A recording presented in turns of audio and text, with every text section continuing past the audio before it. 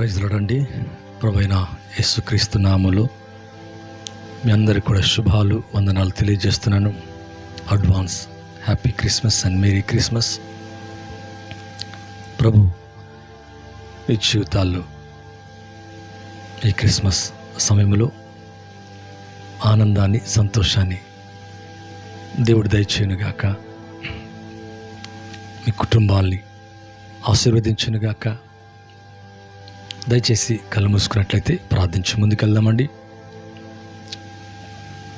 పరిశుద్ధుడైన తండ్రి, మీకు స్తోత్రాలు ప్రభా. ఎవరైతే లైవ్ని వీక్షిస్తున్నారో వారందరినీ జ్ఞాపకం చేసుకోండి. మీ నామములో దీవించండి, ఆశీర్వదించండి. బలమైన మీ కార్యములు జరిగించండి నాయన. క్రిస్మస్ వేడుకల సమయంలో అందరి కుటుంబాలు ఆనందించాలా, సంతోషించాలా. ప్రతి కీళ్ళ నుంచి తప్పించండి. ప్రతి సమస్య యేసుక్రీస్తు నామములో తప్పించబడునుగాక. బలమైన కార్యాలు చేయండి. ఈ సంవత్సరం అంతా కూడా కాచి కాపాడి నా జీవితంలో, మా జీవితంలో ప్రభా ఎన్నో మేలు చేశారు. ఎన్నో ఉపకారాలు, ఎన్నో అద్భుతాలు, ఎన్నో ఆశ్చర్యమైన కార్యాలయ్యా. వాటంతరికై స్తోత్రం. ప్రత్యేకంగా నాయన 23ని క్షేమముగా ఉన్నందుకు స్తోత్రాలు. మా ప్రియులు ఈ పరిచయను ప్రేమిస్తున్న వారు, సహకరిస్తున్న వారు, వారి కుటుంబాల్ని ఆశీర్వదించండి. అలాగే నాయన రానున్న సంవత్సరంలో బలమైన కార్యాలు వారి జీవితంలో, నా జీవితంలో జరుగునట్లుగా సహాయం చేయమని, దీవించమని, ఆశీర్వదించమని యేసుక్రీస్తు నామములో అడిగి వేడుకుంటున్నాను తండ్రి. ఆమేన్. థ్యాంక్ యూ అండి. చాలా మంచిది. ప్రభు నాకు ఇచ్చిన ఈ సమయాన్ని బట్టి దేవుని స్తుతిస్తున్నాను. రోగులైన మిమ్మును ప్రభు చక్కటి ఆరోగ్యాన్ని కలగచేసి విజయవంతంగా 24లోకి నడిపించునుగాక. ఈ సంవత్సరం అంతా మరి ఈ పరిచయను ప్రేమిస్తూ, మమ్మల్ని ఆదరిస్తూ, మాకు ప్రోత్సాహాన్ని ఇస్తూ, చేయూతనిస్తున్న మీ కుటుంబాల కొరకు నిత్యము ప్రార్థిస్తున్నాను. అలాగే మీ ఆరోగ్యాల కొరకు, మీ బిడ్డలకు స్టడీస్ కొరకు, మీ జాబ్స్ కొరకు, మీరు చేస్తున్న పొలమే కానీ, ఉద్యోగమే కానీ, అది ఎటువంటిదైనా వ్యాపారమే కానీ, అందరిలో కూడా ప్రభు సన్నిధి తోడు నిత్యం ఉండాలని ప్రార్థిస్తున్నా. మరి ఈ చక్కని సమయంలో ఈ క్రిస్మస్ ఈ నెలంతా కూడా అందరం కూడా ఆనందిస్తున్నాం, సంతోషిస్తున్నాం. మరి అడ్వాన్స్గా మీకు happy Christmas and merry Christmas తెలియజేస్తున్నాను. ప్రభు మీ జీవితాల్లో మంచి కార్యాలు చేయనుగాక. మంచిది. నా వాక్య సందేశంలోకి నేను వెళ్తున్నానండి. కోల్పోయిన జీవాన్ని ఇచ్చుటకు ప్రభు ప్రత్యక్షమాయను. క్రిస్మస్ అనగా అనేక సందేశాలు అనేకులు చెబుతున్నారు పిల్లరా. మరి నాకు వాక్య సందేశం ఏంటంటే, మానవుడు దేన్నైతే కోల్పోయాడు, కోల్పోయిన ఆ జీవాన్ని తిరిగి ప్రత్యక్షపరచుటకు, తిరిగి ఇచ్చుటకు, కోల్పోయిన జీవాన్ని ఇచ్చుటకు దేవుడు ప్రత్యక్షమాయను. ఇది 1 యోహాను 1:2 కనుక చూసినట్లయితే, మరి దేన్ని తాకితమో, దేన్ని చూచితమో ఆ జీవము ప్రత్యక్షమాయను అని ఇక్కడ వ్రాయబడ్డట్టుగా మనం చూస్తాం. నిజమే ప్రియులారా, దేవుని యొక్క జీవము ప్రత్యక్షమవుట, manifested the life of Jesus, లేకపోతే దేవుని యొక్క జీవము ప్రత్యక్షమవుట, శరీరముగా ప్రత్యక్షమవుట. మీరు కనుక కొంచెం ఆలోచించినట్లయితే, మరి దేవుడు సృష్టిని చేసినప్పుడు ఆ సృష్టిలో ప్రధానంగా తన స్వరూపమందు, తన పోలిక చొప్పున నరుల్ని చేశాడు.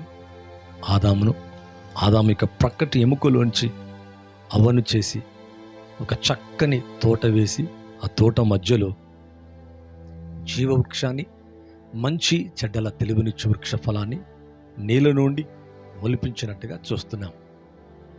అయితే ప్రభు ఇక్కడ ఏమన్నాడంటే, ఈ తోటను సేద్యం చేయాలా, నేను కాయాలా, దాన్ని సేద్యము చేయాలా?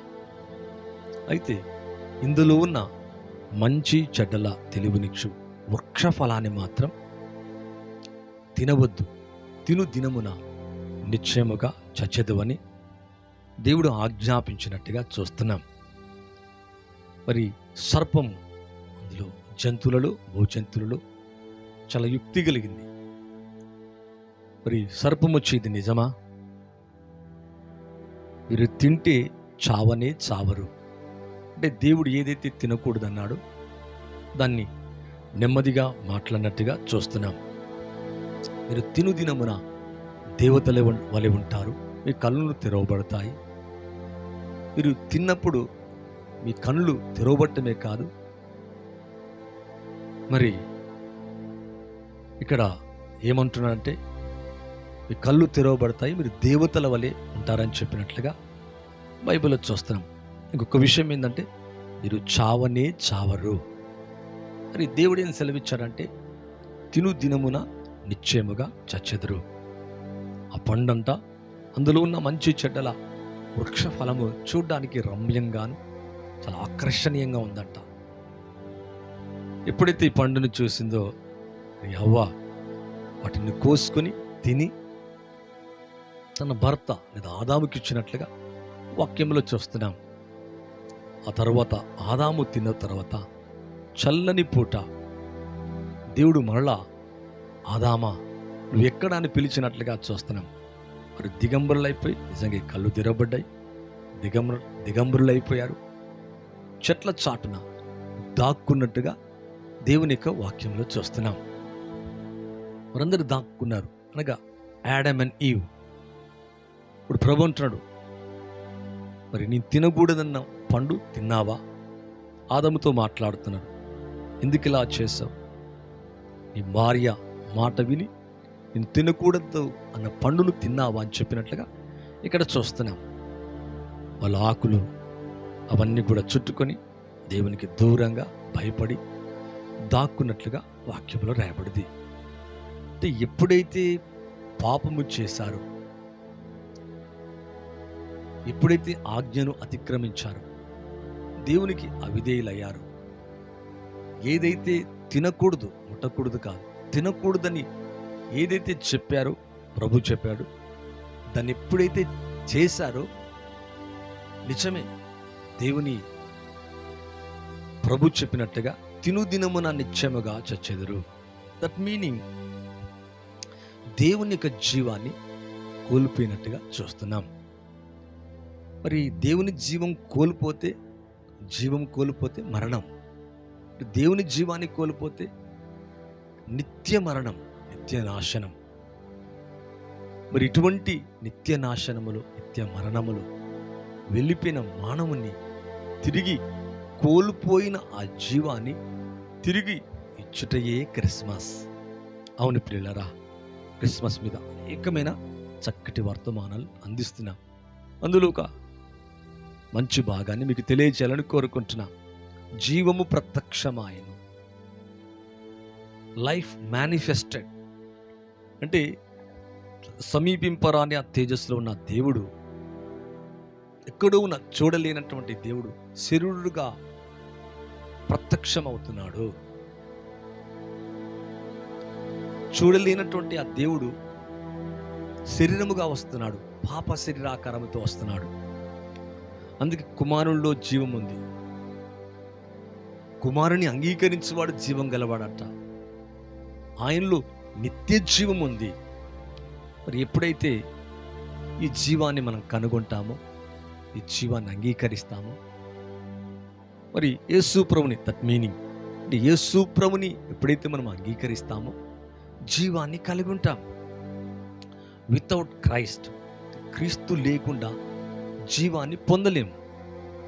అంటే మన ఆత్మలోకి, అంటే అవ్వ చేసిన పాపాన్ని బట్టి లోకమంతటి మీదకి అవ్వ లేదా ఆదాము కలిసి చేసిన పాపాన్ని బట్టి, అవిధేయతను బట్టి మానవ లోకానికి అంతటి కూడా మరణము సంప్రాప్తమాయను. మరణం వచ్చేసింది, జీవము తొలగిపోయింది. ఏ జీవమైతే కోల్పోయిండో మానవుడు, ఈ జీవము ద్వారా దేవునికి దూరమైపోయాడు, కోల్పోయి ఆ కోల్పోయినటువంటి జీవాన్ని ఇవ్వడానికి మరలా తిరిగి యేసు ప్రభు ఈ భూమి మీద ప్రత్యక్షమవటం మనం చూస్తున్నాం. మరి యేసు ప్రభువుని అంగీకరించిన ప్రతి వారి జీవితంలో జీవాన్ని, నిత్య జీవాన్ని కలిగి ఉంటారు. యేసు ప్రభువుని అంగీకరించకపోతే ఆత్మ మరణిస్తుంది, ఆత్మ మరణములోనే ఉంటుంది. అంటే ప్రభుని అంగీకరించగానే లైఫ్ అనేది స్టార్ట్ అవుతుంది. ఈ లైఫ్ చూస్తున్న మీ జీవితంలో క్రిస్మస్ అనగా నిజమే సంబరపడతాము, ఆర్భటిస్తాము, వస్త్రాలు వేసుకుంటాము, రకరకాల సంతోష సమాధానాన్ని కలిగి ఉంటాము. కానీ నిజమైన లేదా క్రిస్మస్ అనగా ఫుల్ మీనింగ్ ఏంటంటే, ఏది మానవుడు కోల్పోయాడో దాన్ని తిరిగి ఆ జీవాన్ని అందించడానికి, ఇవ్వడానికి యేసు ప్రభు భూమి మీదకి వచ్చినట్టుగా చూస్తున్నాం. అందుకే బైబిల్ అంటుంది, ఆయనే మార్గము, సత్యము, జీవం, ఆయనలో జీవం ఉండెను, ఆ జీవము మనుషులకు వెలుగై ఉండెను. యోహాను సువార్త 1వ అధ్యాయము 3-4 వచనాలు కనుక మనం చూసినట్లయితే ఇవన్నీ కూడా కనబడతాయి. ఆయనలో ఏముందంటే జీవం ఉంది, ఆ జీవం మనుషులకు వెలుగంట. అయితే ఈ ప్రభుని నువ్వు అంగీకరించకపోతే, యేసు ప్రభును కోరకపోతే ఈ జీవాన్ని మనం పొందలేం. అంటే మానవునికి అవ్వ చేసిన అపరాధమును బట్టి, ఆదాము చేసిన అపరాధమును బట్టి సర్వలోకానికి మరణము సంప్రాప్తమాయెను. జీవాన్ని కోల్పోయారు, శాశ్వత జీవాన్ని కూడా కోల్పోయారు. అంటే శాశ్వత జీవాన్ని కలిగి ఉండాలనే ఇక్కడ ఏం చేశారంటే, మధ్యలో మంచి చెడ్డల తెలివినిచ్చు వృక్ష ఫలము ఉన్నది, అలాగే జీవవృక్ష ఫలం కూడా ఉన్నది. మరి జీవవృక్ష ఫలాన్ని తీసుకోకుండా మంచి చెడ్డల తెలివినిచ్చు వృక్ష ఫలాన్ని ఎప్పుడైతే తిన్నారో, నిజమే అదే దినం అనగా ద మీనింగ్ ఆత్మలో, శరీరములో కాదు, ఆత్మలో ముందు మరణించారు. ఆ తర్వాత శరీరకంగా కూడా మరణం అనేది కలిగింది. మరణము మనిషిని దేవుని నుంచి దూరము చేస్తుంది. జీవాన్ని కోల్పోయారు. ఇప్పుడు కోల్పోయిన ఈ జీవాన్ని తిరిగి తీసుకురావడానికే ఆయన శరీరుడుగా ప్రత్యక్షమవుతున్నాడు. నీ పాపాలు తీసివేటకు, లోకమంతటి కూడా రక్షించుటకు, నీ మరణాన్ని తీసివేటకు, నీ ఆత్మలో వెలుగునిచ్చుటకు ఆయన దిగి వచ్చినట్లుగా చూస్తున్నాం. మరి ఎవరైతే ప్రభుని అంగీకరిస్తారో శాశ్వత జీవాన్ని కలిగి ఉంటారు. అందుకే ఆయనలో జీవము, శాశ్వత జీవం ఉంది. కీర్తనలో 133:3 చూస్తే, అది సామెతల గ్రంథం 8:35 కనుక చూస్తే, నన్ను కనుగొనవాడు జీవము కనుగొను, నన్ను కనుగొనని వాడికి మరణాన్ని స్నేహిస్తారంట. యేసు ప్రభుని నువ్వు ఎప్పుడైతే కనుగొంటావో, యేసు ప్రభుని కనుగొంటావో జీవాన్ని కనుగొంటావు, జీవాన్ని కలిగి ఉంటావు, నిత్య జీవాన్ని కలిగి ఉంటావు. మరణము తొలగిపోతుంది, శాపము, మరణము, పాపము. అంటే మన జీవితంలో ఏదైతే అవ్వ అవిధేయత ద్వారా ఆజ్ఞను అతిక్రమించిందో, తద్వారా మానవ లోకానంతటికి కూడా పాపం వచ్చేసింది, శాపం వచ్చేసింది, మరణం వచ్చేసింది. ఇప్పుడు తిరిగి ఒక్కరి అవిధేయత, ఒక్క అవ్వ చేసిన అవిధేయత ద్వారా లోకమంతటి మీదికి ఎలాగా పాపం వచ్చేసిందో, ఒక స్త్రీ మరలా మరియా కన్యక గర్భవతి కుమారుని కనును, ఆ స్త్రీ ఎప్పుడైతే విధేయత చూపించిందో ఆ జీవానికి, లోకమంతటి కూడా జీవము సంప్రాప్తమాయెను. ఈ లైవ్ చూస్తున్న నీ జీవితంలో యేసు ప్రభుని అంగీకరించకుండా, యేసు ప్రభు లేకుండా జీవము లేదు ప్రియులారా. కనుక ఈ లైవ్ చూస్తున్న మీ జీవితంలో ఇలాంటి క్రిస్మస్లు అనేకం జరుగుతాయి, అనేకం వెళ్తాయి. కానీ ఆ ప్రభు యొక్క జీవాన్ని మనం కలిగి ఉన్నామా? యేసు ప్రభు నువ్వు అంగీకరించావా? యేసు ప్రభు యొక్క జీవం నీలో ఉందా? అందుకే చూడండి, జ్ఞానులు వెతుకుతున్నప్పుడు ఒక నక్షత్రాన్ని చూశారు. ఒక డిఫరెంట్, చాలా నక్షత్రాలు ఉన్నాయి, కానీ ఒక నక్షత్రం వారికి వ్యత్యాసంగా కనబడ్డది. అనేక నక్షత్రాలు ఉన్నాయి.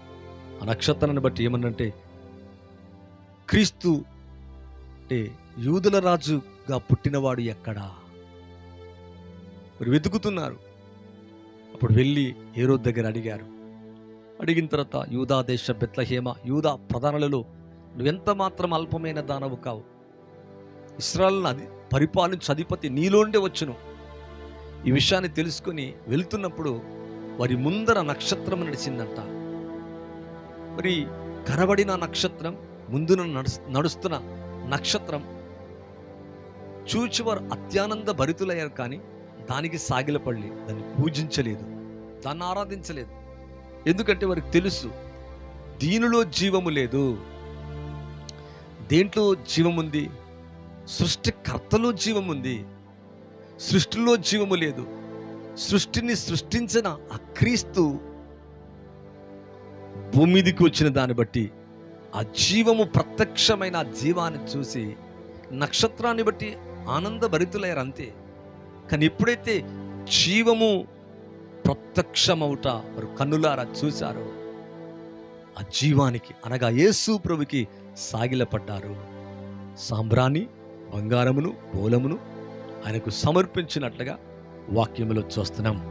అవును ప్రియులారా, ఒకవేళ నిజంగా ఒక నక్షత్రం నడిపించింది మనకే కనుక, ఒక లైట్, చిన్న లైట్ ముందు వెళ్తే ఇదే దేవుడు అంట, ఇదే నాకు దేవుడు అంట. కానీ జ్ఞానం ఏంటంటే, నిజంగా వాళ్ళ జ్ఞానులే. జ్ఞానులు జీవాన్ని కనుగొంటారు. మరి ఆ జీవము ప్రత్యక్షమైన, ఆ ప్రత్యక్షపరిచిన ఆ జీవాన్ని వారు కనుగొన్నారు. ఎక్కడి దాకైతే వెళ్ళాలో కరెక్ట్గా యేసు ప్రభు క్రీస్తు ఎక్కడ పుట్టినో, ఎక్కడ ఉన్నాడో ఆ ఇంటి మీదకి వెళ్ళి నిలిచిందంట, జీవము దగ్గర నిలిచిందంట. జీవాన్ని చూచి నక్షత్రాన్ని బట్టి అత్యానంద భరితులయ్యారు. జీవమైన యేసయ్యను చూసి ఎంతో సంతోషించారు, సాగిలపడ్డారు, పూజించారు. వారు కలిగిన దాన్ని సమర్పించినట్లుగా చూస్తున్నాం. మరి ఈ జీవం నీలో ఉందా? ఈ జీవం నీలో ప్రత్యక్షపరచబడ్డదా? ఈ జీవాన్ని నువ్వు కలిగి ఉన్నావా? వితౌట్ జీసస్ అనగా యేసు ప్రభు జీవము లేకుండా ఆ జీవం ఉండెను. ఆ జీవం మనుషులకు వెలుగై ఉండను. అనగా చీకటి తొలగిపోతుంది, పాపం వెళ్ళిపోతుంది, మరణం వెళ్ళిపోతుంది. నీలో మరణము, పాపము, చీకటి తొలగిపోవాలంటే దేవునికి జీవం నీలోకి రావాలా. యేసు ప్రభువును ఎప్పుడైతే అంగీకరిస్తావో, that is the real Christmas. ఇక్కడ పశువుల తొట్లో పుట్టాడు మాట్లాడతాం, అది కాదండి. మన జీవితంలో ఉండాలా, మన హృదయాలలో ఉండాలా, నీ జీవితంలో ఉండాలా. ఇప్పుడు నిజంగా నువ్వు అనుదినం ఆనందించగలవు, సంతోషించగలవు. అందుకే దావీదు పట్టణమందు, నేడు మీ కొరకు రక్షకుడు పుట్టినాడు, ఈయనే ప్రభు అయిన క్రీస్తు. మరి ఆ జీవం మన పాపాలన్నీ క్షమిస్తుంది. ఈ జీవం మనకు వెలుగై ఉంది ప్రియులరా. ఈ జీవం మన ఆత్మ దేహాలకు ఆరోగ్యం, నిత్య జీవములోకి నడిపిస్తాడు. ఆ జీవమే మనలో లేకుంటే అక్కడ ఏమున్నట్టంటే మరణమే. మరి అక్కడ జీవము లేనట్టే. అంటే కుమారుని అంగీకరించువాడు ఏమి కలిగి ఉంటాడంటే మరణాన్ని దాటుతాడు. మరణములో నుండి, నిత్య నాశనము నుండి. అందుకే దేవుడు లోకమును ఎంతో ప్రేమించను కాగా తన అద్వితీయ కుమారునిగా పుట్టిన వానియందు నశింపక నిత్య జీవం పొందినట్లు ఆయనను అనుగ్రహించను.